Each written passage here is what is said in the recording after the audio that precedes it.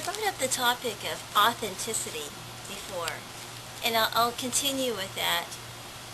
Some people think that authenticity in writing has to do with like truth-telling or being authentic, authentic meaning real. Well, yes and no.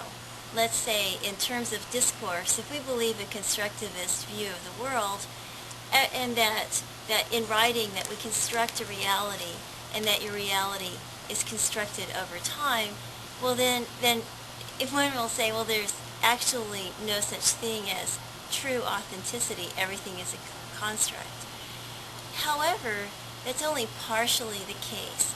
That when you create authenticity or you go for authenticity in your writing, you want to construct a voice that resonates with the reader's perceptions that this is real, that this is authentic, that there isn't any kind of sort of dissembling, manipulative lie going on, that there are kind of true things going on. So the authentic experience would be the authentic feelings, and those feelings fall into the notion of pathos, strong feeling, strong emotion.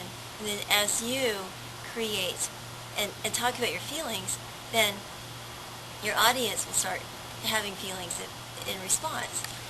Authenticity in terms of the place that you're describing, say for example, here I am sitting on a stump and there's like wood and wood chips and things.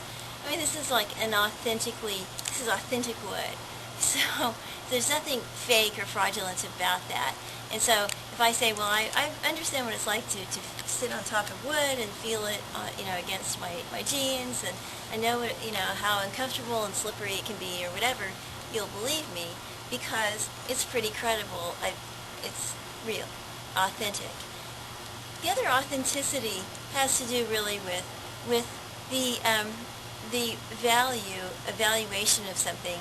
If it's authentic, it's valued more because it's real, and it's collectively understood to be real and meaningful, so that there's this sort of authentic voice, the authentic meaning, and that it isn't really easily substituted for anything else. And that often falls into the area of ethos, which is another Greek term from rhetoric, first described often in depth by Aristotle.